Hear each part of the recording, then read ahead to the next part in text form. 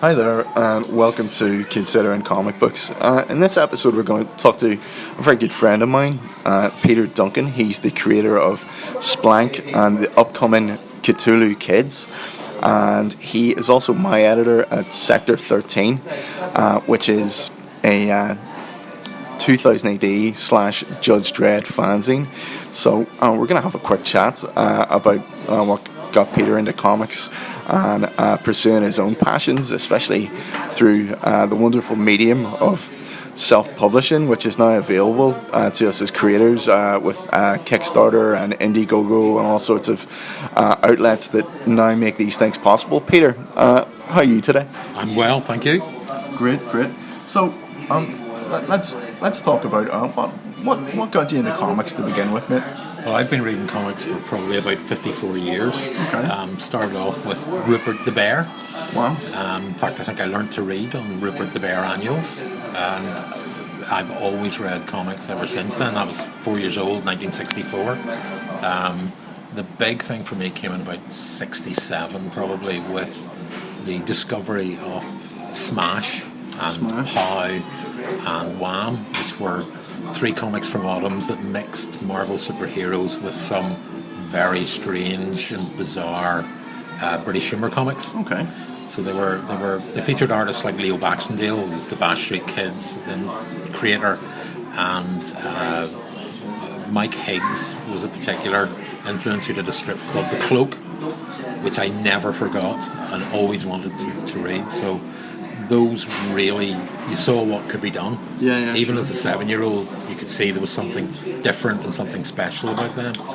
I remember actually reading Rupert the Bear myself. I think I had an annual that my grandmother had given to me. Whenever I started off, it was through things like the Beano, the Dandy, Topper, Whizzer, the Bruins, which was a wonderful Scottish strip, and Ur Willie, which was it was another wonderful Scottish strip. They were handed to me by my stepdad. He had them from his childhood, and these wonderful collected editions of all the newspaper strips. I wish I still had them actually, but similar type of stuff. That's what drew me in, and later on I would obviously find stuff like 2000 AD, and you've gone much further with your own passion for comic books. You've decided to create your own. Tell us a bit about that. Well, I took early retirement through ill health and wanted something to do. Yeah, sure. And I mentioned that strip, The Cloak, and the artist Mike Higgs. I contacted Mike basically to get something to put on my wall. Okay. And Mike drew a strip for me. Uh-huh. He drew a strip featuring my own character, the Grumpy Penguin, who is my alter ego in some ways. And it featured the Grumpy Penguin and the Cloak, who had been the character I'd fallen in love with all those years ago. Isn't it amazing that you were able to do that? You know, it was so accessible. I guess that's the power of the internet, isn't it? It was actually through Lou Stringer who put me in touch. Lou, who is a well-known cartoonist now, Lou used to work for Mike and put me in contact. Mike could not have been friendlier, could not have been more helpful, and the strip is wonderful. And I thought from that, it's if I can do this, I can get more. So I started to chase other strips from other people with the intention of putting something together. Wasn't quite sure what it was going to be, but it was something together, and it was something that was going to be like Wham, Smash and Pow, those comics I'd liked as a 7-year-old. So is that where the idea for Splank sort of originated? It was from wanting to put together something that reminded you of the strips that you loved so much whenever you were a child yourself? Well, Splank was invented as a 1st of April blog post. Right. Splank was supposed to be the Irish version of Pow that had been created because of anti-Irish sentiments in Pow. So it was a joke, but once I had the joke and once I had Mike Higgs doing art for me, everything sort of came together, and I decided, I'm going to actually publish this. Okay, so you decided that you were gonna self-publish it. Where did you go about getting all the artists from? Various different places. Nigel Parkinson, who draws the Bash Street Kids at the moment, I met at Enniskillen Comics Fest. Right. And Nigel, again, lovely guy who couldn't have been more helpful. Nigel agreed to do a strip. And having Nigel agreeing to do a strip meant that there was lots of other people who said, yeah, I'll do one too. Yeah, because Nigel's a bit of a big deal, especially doing the Bash Street Kids at the minute. Well, he is probably the Beano artist that people know. Right. Various other people I chased through the internet, and quite a few I found through Kickstarter. Okay. Kickstarter, as far as I can tell at the moment, is where most of the exciting things in British comics are happening. There are so many brilliant artists, brilliant writers who are going that route to publish their own things. And I would have backed quite a few campaigns down through the years, and those people will come and help you out. Yeah. And a community develops, and you do see that they help each other with covers and extra prints and things, so that community is fantastic.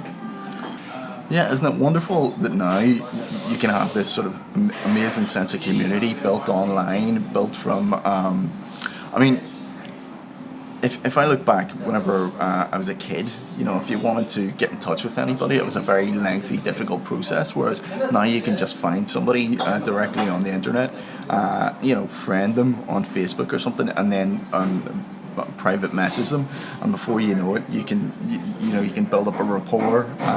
This is essentially how a lot of us came together with the another thing I wanted to talk about, which is the Sector13 and where that came from, because I was drawn in through our mutual friend Ryan Brown, the cover artist, and I would a lot of the members from the group I've met on I'd met them online before I met them in person, and it was a similar type of thing. It was a project put together out of passion, and you again, you were the guiding hand. Well, it started from the 40th anniversary of 2000 AD, yeah, and Enniskillen Comics Festival was really celebrating that year, yeah. And we decided we wanted to do something. It was a 2000 AD fan group in Belfast. We wanted to do something, yeah. And it grew from there. And once we'd done one and realised we could do one, why don't we do another? It was such good fun. And I think the big thing I'm delighted about with Sector13 is we've got better every time, I think.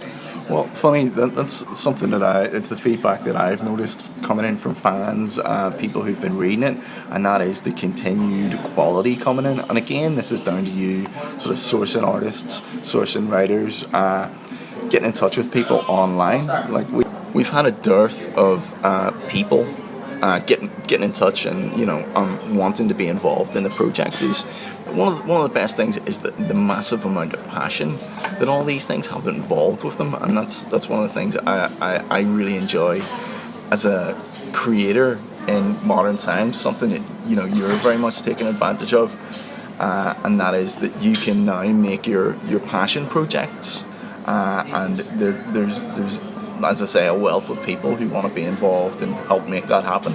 There is, yeah, and you can meet them again through the Kickstarter, through Facebook.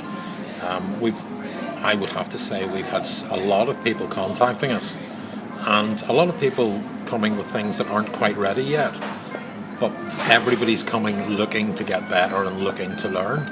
Well, that's actually quite interesting what you've brought up, because with fanzines like Future Quake and Dog Breath, stuff like that, it seems to be a proving ground for a lot of young writers and artists. I know certainly for me, starting in Sector13, it was having editorial feedback. It's not something that you get from the bigger companies because they've got such a massive slush pile.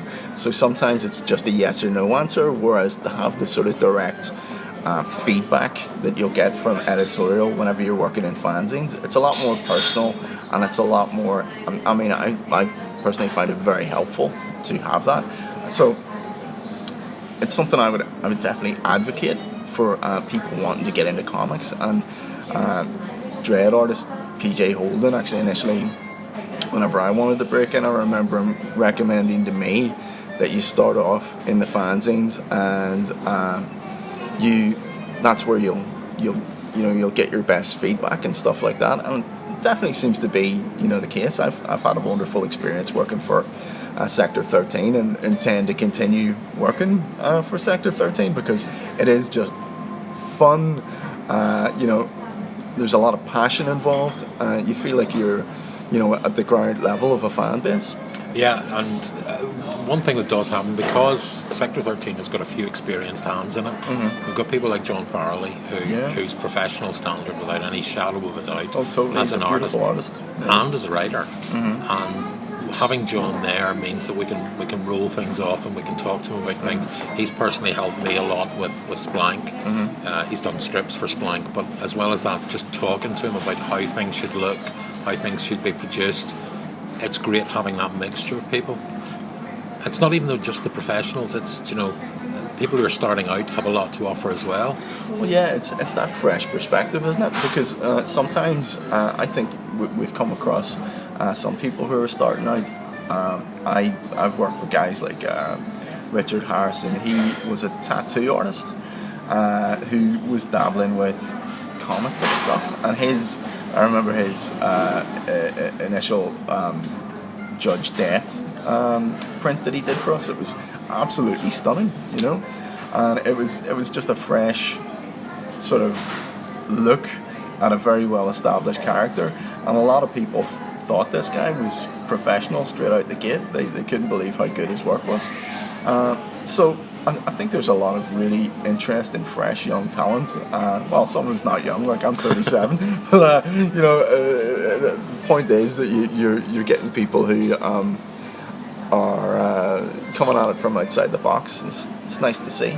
It is indeed, and one of the things we've also found on Sector 13 is the number of people who are really good and aren't aware that they're really good. Yeah, well, absolutely. Patrick Brown, maybe.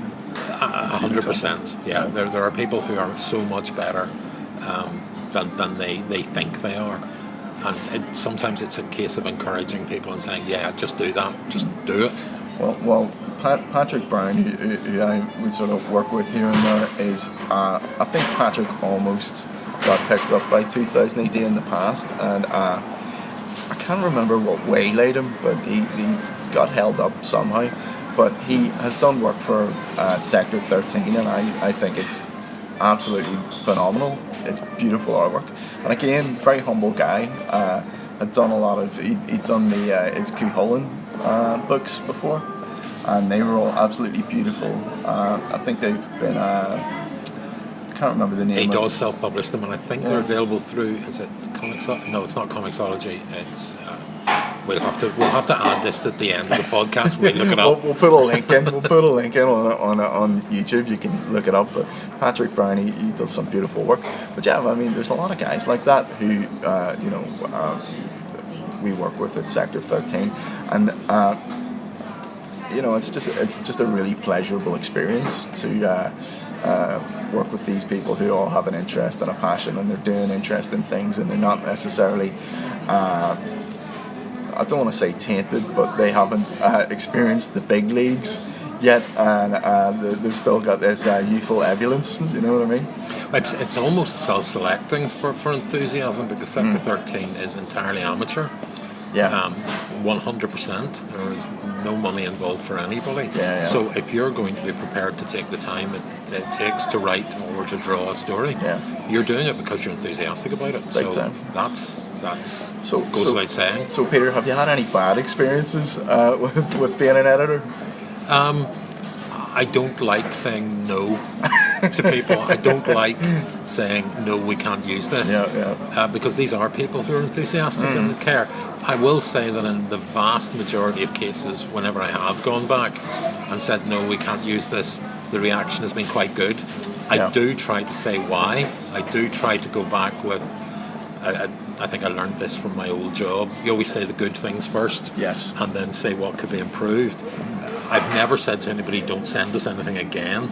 I'd always try to go back and say, this is why we didn't take it. You see, that's great, because again, it's the constructive criticism that you won't get from pitching the bigger companies, because you've got somebody who is taking the time to get back to people and allow them to develop and progress. Whereas with the bigger companies, because the slush piles are enormous, a lot of the times they just have to say yes or no.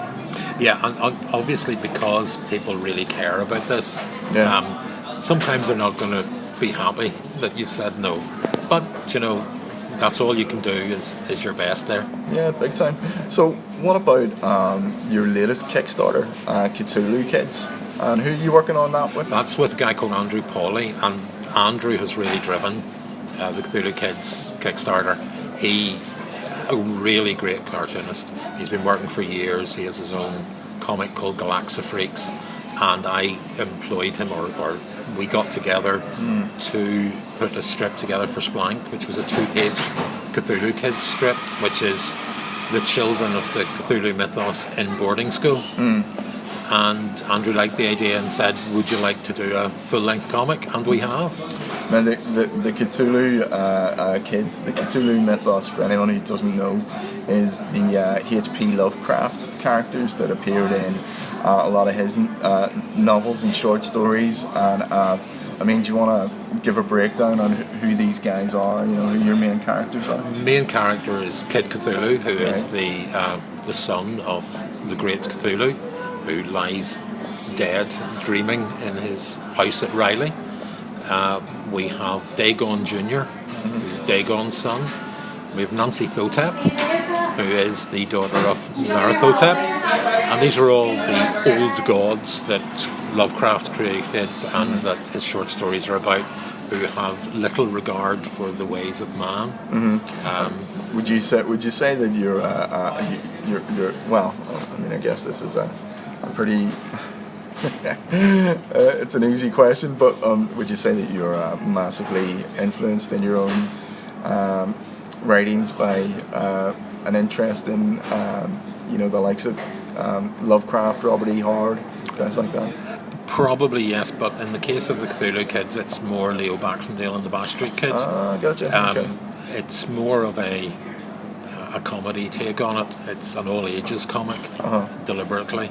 Isn't it funny that you've sort of it's a strange dichotomy. You've got these stories by horror maestro, I guess you could call him, in Lovecraft, with these elder gods that upon viewing a lot of the characters in his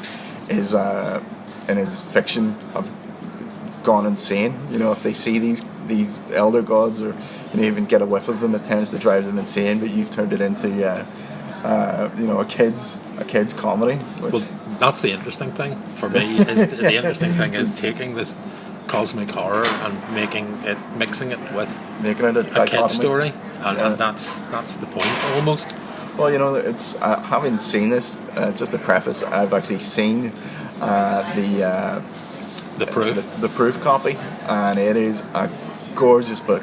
It's a gorgeous book, and I can't wait. I can't wait to get one. But again, through the power of it was Kickstarter. It was Kickstarter. I had been backing Andrew's Kickstarter campaigns, and one of the extras he had on one of the Kickstarter campaigns was, I will draw a 2-page strip for you. Yeah. And the 2-page strip that I got from him from the Kickstarter was the first Cthulhu Kids strip. And that's fantastic. So that's essentially where your entire working relationship came from. He clearly enjoyed your writing. He enjoys the jokes, and we make each other laugh with the jokes that I put into the script, and then the way he interprets them, which sometimes just hilarious. Well, I think there's a lot of people out there right now who are doing very well, or at least making their living from kickstarting their own comic books. Michael Gordon, who we both know, he does the transdimensional Kickstarter, and seems to be doing quite well. He gets the funding every single time. So again, this is a local guy. He's I think he got in touch with an artist through a forum. I don't know if he's ever actually met the guy, but again, it's just this wonderful connectivity that we have now. A lot of the artists that I work with for Sector13, I've never been in the same room with, like David Jay or Duncan Vaughan, Richard Harrison. These are all guys who were sort of start out artists, or they've been working on their art for a very long time. They've done little bits of indie things, and I got in touch with them over the internet. So it's just, it really is it's a brilliant era to be around in if you want to make your own comics. And there are people, like you say, who are making good livings out of it. Good livings, yeah. There's another guy we both know, Stuart McEwen. Stuart McEwen. And Stuart's Human Beings comic is among the best comics I think I've ever read. Really? I would rate Stuart's stuff that highly, and Stuart has been so helpful. So there is a degree of bias. He's a great guy who's been so helpful in encouraging Splank and encouraging everything. And Stuart's living in Italy now. He's living in Italy at the moment, but the Human Beings comic is tremendous. That's really interesting. Maybe we'll get Stuart on at some point in the future, because I talked to him whenever he was over here. He's a very interesting guy. He is indeed. Yeah, he's an interesting guy. He's got some interesting stories. So maybe we will actually get him on. But I've read bits and pieces of his Human Beings, and what I read I enjoyed. But I didn't know you rated it so highly. I do. There's a lot going on in Human Beings. There's a lot of levels and layers to it. I'm not sure Stuart knows how good it is. Yeah. Again, he's making a living out of it. So well, I think so. Yeah. Isn't that fantastic? So I see creators like one of the creators I follow is a girl called Blake Northcott, and she seems to be ardently against the idea that you have to go through the mainstream publishing houses to get your stuff out there. Like, she works for Aspen, but I believe with her books she has gone round the main publishing houses, and she sort of kickstarts them or self-publishes them, and because she's managed to generate her own audience through social media, I think if you've got that factotum ability to be a really good media person, you can go on social media and you can drum up a bit of support for your stuff. Then you don't necessarily have to play by the old rules anymore. Well, it's a very different business model. If you're going on Kickstarter, you're looking to print what you need, as opposed to overprinting, which increases your costs. So you can literally print the number of copies you can sell. Do you think there's a one of the interesting things about Kickstarter is that it's kind of like a niche, and if you get something from a Kickstarter campaign, it really is quite original, and that appeals to people who buy comics and books and things in particular? I think so, but to be fair, there are still terrible things. Oh yeah, well, I mean, absolutely. There are some stuff that wouldn't necessarily be to my taste. I don't want to. And there are Kickstarter. There are risks with Kickstarter, and there are things that never quite get published. But the vast majority of campaigns run well and produce really good quality work, and you get to know the creators by backing. They do talk to you. It's sort of a level of access that you wouldn't necessarily get through the mainstream publishing houses, because you're a lot of the times whenever you're talking to these people on the forum below the Kickstarter in the comments section, they're getting back to you directly. And you have to be honest, if you're working in the UK, there really are very few professional markets now. You have the Beano, you have 2000 AD, and you have the Phoenix, all of which are great. But there's not much room. There's not many pages a month that way. Yeah, true. So would you say that the shrinking of the market is sort of forced new, more innovative ways for creators to get stuff out there? Absolutely, and also the revolution in printing, where digital printing gives you affordable, small run prints. That's what's made the real difference. What do you think this is, potentially a danger for the mainstream publishing industry in the future? I say this because you've got at the minute, I don't know how aware you are of the whole Comicsgate situation. It's something that I keep an eye on. I'm always very curious, and I try to be as objective as possible with these guys, because they are a massive chunk of the fan base. So whenever people say, it's composed of sexist, racists, misogynists, whatever, I don't necessarily believe that. I think it's a bit more diverse than that, and a lot of these people are just disenfranchised readers. So whenever I see them out there willing to massively back campaigns like Ethan Van Sciver and the Cyberfrog, or Richard Mayer, Diversity in Comics. He has the Jawbreakers campaign. Now these campaigns have been backed to the chime of, I think it's $350,000. Like, that is a lot of money. It's a lot of cash. Do you think that the mainstream publishing industry will ever be in danger of these things becoming, I guess stealing their readership to an extent? Possibly. It's very difficult to tell, and the comics audience seems to be changing. As I was growing up, the main audience for superhero comics and the like was adolescent boys. Yeah, that's right. It's now the same people who were those adolescent boys 20 years ago are still the readership. It's quite interesting, because I've had conversations recently, and my understanding is that the comic book audience, as you say, adolescent boys who were reading comics, never really grew up. We're still, like, I'm 37, I'm still reading comics, I'm not going anywhere. What age are you, Peter? I'm 58. You're 58, you're still reading comics, you're not going anywhere.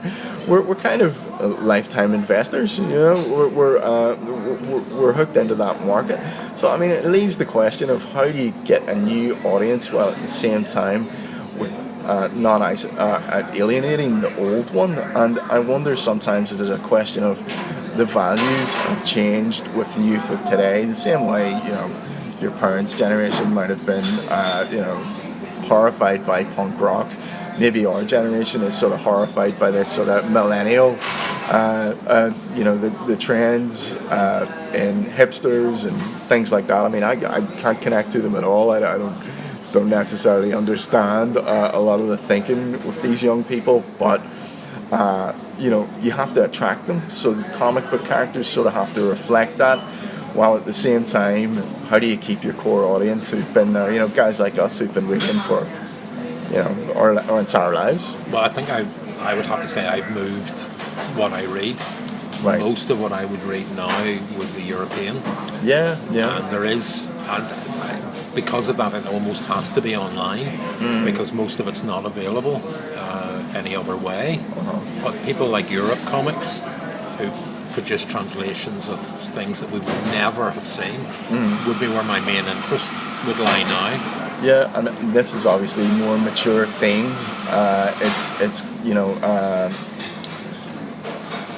like I was saying earlier, I guess the values in the modern mainstream comics have changed, and so you find yourself drifting to these. I think I got bored of superheroes. Was the main thing, and it's more genres. There are proper comics about detectives. There are an awful lot of very good historical comics, and I still like the old funny animal type stuff, as long as there's a bit of thought to the humour. Yeah, sure. Which is probably a lot of where Cthulhu Kids comes from. Well, that's great actually. I mean, what I guess the last funny animal stuff I read was Frank Cho's Liberty Meadows. I don't know if you. I have, yeah. And I thought his artwork was the main attractor for me there. He just drew this sort of beautiful. He had this beautiful style, beautiful cheesecake style for his how he drew his women. That would have been regarded as babe art. Guys like him and Adam Hughes and Terry Dodson sort of cornered the market there. But that was the last time I sort of read stuff like that. And but I know there is more European stuff like that out there. And people like Louis Trondheim, who I've been a huge fan of, who IDW are publishing some of his things at the moment. Mickey's Greatest Adventure. Gotcha. Is a fantastic hardback which captures the spirit of the old Mickey Mouse comics, but it's written for an adult audience, and I mean adult in terms of more sophisticated as opposed to adult, in which case it usually means sex oriented for most comics, but those things are there. They're worth looking at. They're well worth looking at, and they will bring readers in who would not otherwise read comics. Yeah, no, I think you're right. I don't know. It's a hard one. It's a hard nut to crack. With I really still enjoy superhero comics, but like I say, sometimes the values that are being put into these comics don't necessarily gel with my own. Like, I mean, you hear the term politics. I don't want politics in comics bandied around. Whereas, and it's something I'm going to talk with people more about in upcoming issues or episodes as well. And that is that I think politics are intrinsic to comic books. Especially the stuff we would have been reading during the 1980s, like V for Vendetta or. Well, it's always been there. Crisis. It's always been there from I was reading superhero comics in the 60s, late 60s, early 70s, and there was definitely a liberalism, a woolly liberalism, as I think Glenn referred to in a previous episode, that I think was almost developed from those comics. Well, it's interesting. Glenn Fabry, he says that comic books have always been very liberal, and I would agree that liberals tend to gravitate to the arts. I mean, I would consider myself a liberal, and I know you would consider yourself a liberal too, but I think the liberalism that's in comics now is a wee bit more, I don't want to say radical, but it leans ever more left than... I think it's more authoritarian. It's more of an... Yeah, well... It's less accepting of different views, which is sort of the opposite of what I think of liberal. It's sort of a puritanical view, isn't it? Yes, in some ways. There's a danger of that, certainly. Yeah, I think there is. I think the puritanical attitude that sort of crept in, if you don't like this, you are a racist, sexist, misogynist, whatever.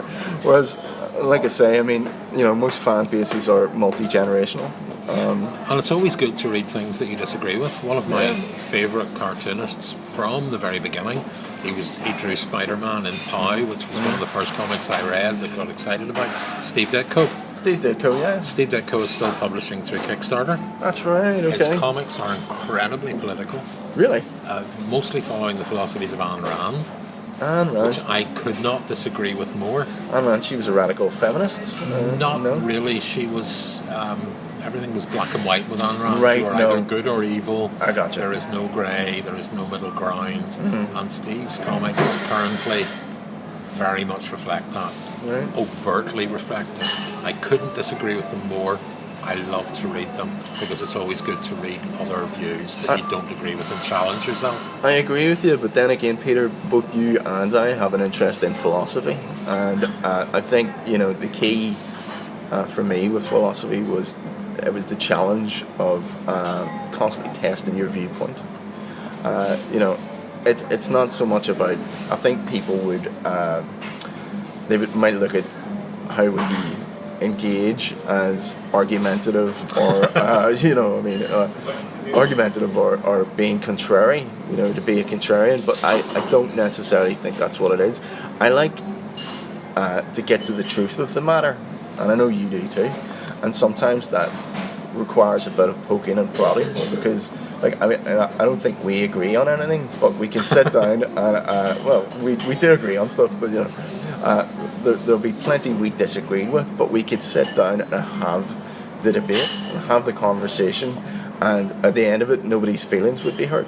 No, and there's always the possibility, I think, with both of us, that we could change our minds if we heard an argument that was valid and worked, because you have to challenge yourself all the time. Yeah, I mean, I totally agree with that. And one of the things, whenever I did philosophy, my degrees in philosophy, and whenever I did philosophy back at Queen's, one thing I always enjoyed was whenever, well, not initially right after the fact, but whenever you were beaten so badly in an argument that you had to go away and reassess everything that you thought about something, because then you'd actually learned something and you were able to evolve your viewpoint to something better, as opposed to holding on to something stale just for the sake of believing yourself to be right.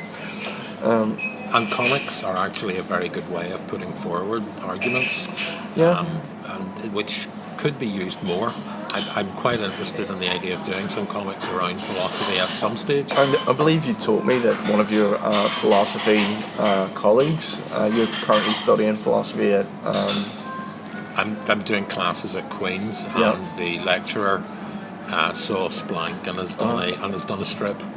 He's done a strip. And he's done a strip. Is it philosophy based? It's more art based. It's about data. Oh, I see. Yeah. And it's very funny. Well, that's great. I was delighted to say it made me laugh out loud the first time I read it. So this was somebody who'd never written comics before, wasn't interested in comics really, until I gave them a copy of Splank. And he became drawn in. Well, he liked the idea of mixing words and pictures and using that to do something. So we have a very good strip for the next Splank, which is currently being drawn. I'm delighted about that. Oh man, I'm over the moon for you. It sounds great. It's the other thing is to get as many people involved as possible. Whenever we started Sector 13, that was a stated objective. We wanted to get as many people from the group involved as possible. So we have cosplayers in the group, so we decided to do photo stories. And the photo stories, I think, look like no other photo story you'll ever see. Well, I've actually heard people say that now. I have heard people saying that the photo strips in Sector 13 are something else in terms of the quality, and I think a lot of that's down to dedication to the cosplayers, guys like Simon McKnight and Joanne Alexander, and who else? The J Scout.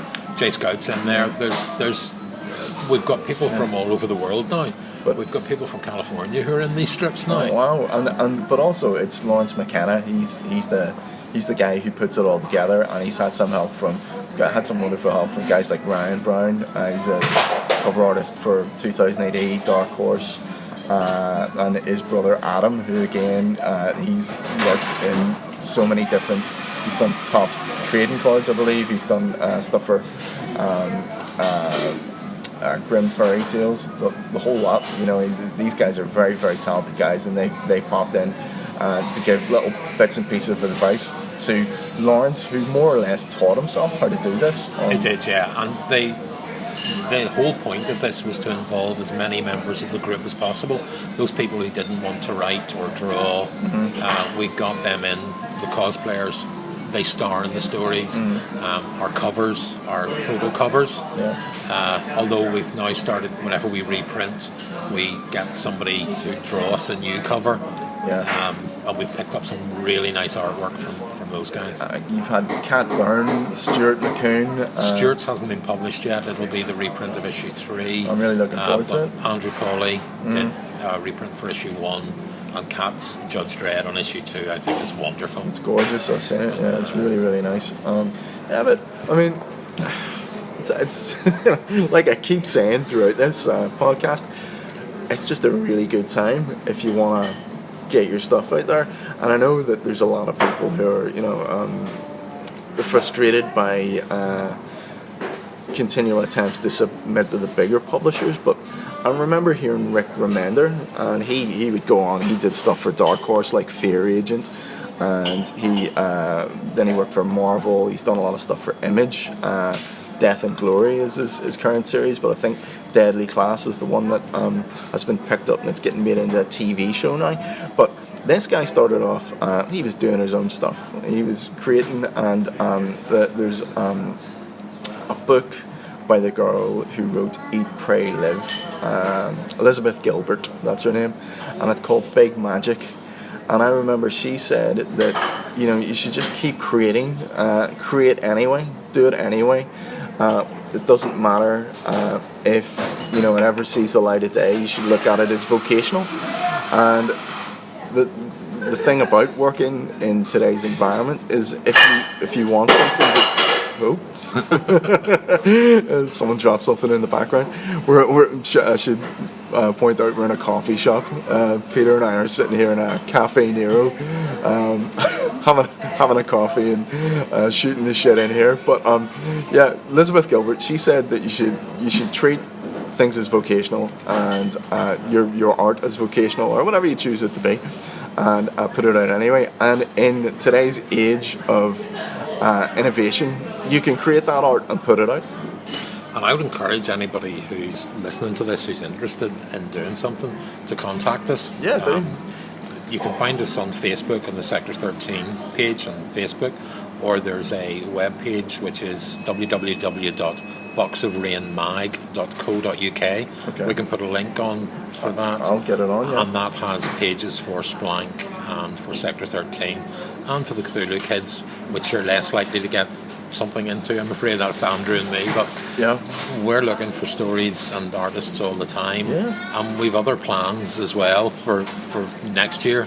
Hopefully to get something new. We do have plans. Well, Peter has plans. I'm vaguely aware of the plans. I'm very excited about them. But I mean, that's what we mean. This is the best thing about the creator-owned stuff, the small press stuff, is if you get in touch, especially as a young writer, artist, colorist, letterer, whatever it is, inker, whatever it is you do, and you want to get in touch.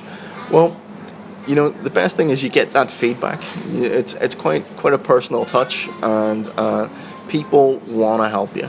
It's a great environment, and especially if you want to move on to the big leagues eventually, or whatever you want to do. This is an ideal place to come and put your stuff out there, or even if you want to just stay in the creator-owned sphere, by all means. And now that we've done it, now that we've printed our own things, even if you're looking to do something yourself, we'll have people around us who will talk to you. Yeah. The Sector13 crowd are very enthusiastic, and they're very enthusiastic not just about Sector13, but about comics in general, and getting them out there and getting people to create. It's just do it, guys.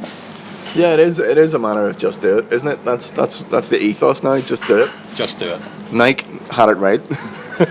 Well, for me, that comes from '77 and the punk movement. Oh, Probably, yeah, but I think this showing is my age. This is the same sort of time. It was a revolution in the cost of pressing vinyl that allowed everybody, and recording time that allowed everybody to do their own music at that stage. And the same thing has now happened with printing and publishing. Well, it's interesting because we were talking about H.P. Lovecraft earlier, and obviously his influence on you in creating Cthulhu Kids. And H.P. Lovecraft, having read about him, was the equivalent of a blogger in his day.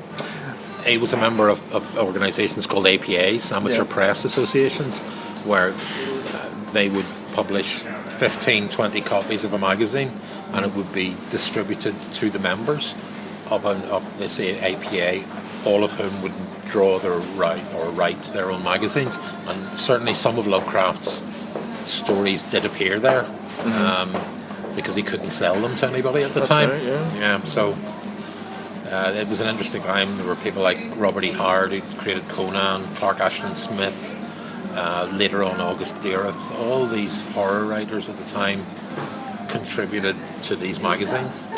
So, I mean, I had a thought and it completely went out of my head there, Peter. Incredibly unprofessional of me. Well, I'll tell you what, we're going to wrap this up soon, but before we do, I'm going to ask you, what are you reading at the minute? What are you really interested in at the minute? Actually, just over the last week, I've been reading old comics. Old comics? I've been reading some of the Warren Spirits, the Will Eisners, which oh yeah, that's good. I had bought whenever I was about 12 or 13, and I also went back to a comic that I remembered and hadn't seen since about 1972, which is The Shadow, the DC copy of Shadow, with art by Mike Cthulu. Mike Cthulu, gorgeous artist. Issue number 6 is one of the best comics I think I've ever read. Really? Absolutely fantastic. What was the theme of that issue? It's about a ninja. Right, okay. But it's the artwork, and you can see everything that Frank Miller did in it. You can see all of the movement, all of the action. And it was a comic I'd never forgotten, but for some reason I've never gone back to read. And I'm also involved in a pretty major reread of 2000 AD. Right, I hadn't read 2000 AD for a long time when I got involved with Sector13. Yeah. So I've read 600 issues in the last 2 years. Oh my to do a catch up. Goodness, that is some amount of consumption. We're nearly up to date. Okay. Well, that's pretty phenomenal actually. Lawrence McKenna, he's the other editor, and he works on the the Judges photo strip for Sector13. I believe he's done a reread as well. I think so, yeah. But I think he's constantly on reread. Yeah. I think just 2000 AD is his. Yeah, it's his thing, isn't comic it? of choice. So you guys are really steeped in the lore. Trying to be, as I say, I haven't read it for a long time. I lost interest a little bit in the 90s and didn't come back. The Dave Bishop years? I'm afraid so. Yeah. But I've been enjoying the reread considerably. Well, I've actually been rereading through the Mega collection. I've just been reading it as it comes out, and I was considering picking up the 2000 AD collection, where it's I got sent book 1 for free with my last Dread Mega collection there, and I was very, very close to considering picking it up again. Would you recommend it? I think 2000 AD is the best comic we've had in Britain for many years. Yeah. It wasn't always. There have been bad periods. But whenever you consider some of the things that have been in it, it's very well written and the art is tremendous. Yeah. If you haven't read some of the stories, then there's a lot of really good stuff in there to read. Yeah, no, you're right, absolutely. And I think, especially if you look at the impact that it had on the rest of comics, especially the big two. The impact they had on DC, I think Vertigo wouldn't exist without 2000 AD. Yeah. And, have you heard much about the Vertigo relaunch that's happening at the moment? I've been reading some of the Vertigo titles. They're about the only American things that I do read at the moment. And I'm not hugely excited at the moment. It's not doing it for you? Not at the moment, but we'll see. We'll see. Yeah, you give these things time, I guess. Absolutely. Well, here, listen, Peter, it's been an absolute pleasure. Everybody, keep your eyes open for Cthulhu Kids, which is, I'll let you... It'll be Cthulhu Kids will be out end of August probably.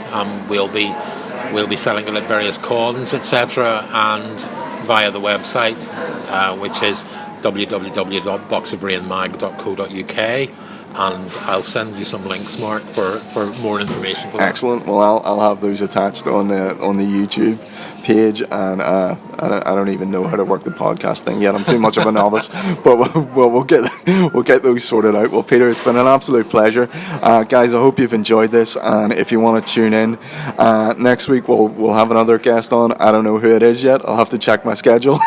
Totally unprofessional, but I hope you've enjoyed this, and please leave us some feedback in the comments. As always, we love to hear from you. Thanks, Mark. Thanks, Peter. Cheers. Thanks for watching the video, and if you enjoyed it, please comment below. I'd love to hear from you. You can follow me at Consider Comics on Twitter. That's Consider_comics, and you can check out my own work with my artistic collaborator, very talented Ryan Brown, over at his website, ryanbrownart.com, where the first part of our free online webcomic, Esther the Relique, is available for free. Please enjoy, and if you like it or hate it, and you've got any criticism or feedback, we would love to hear from you.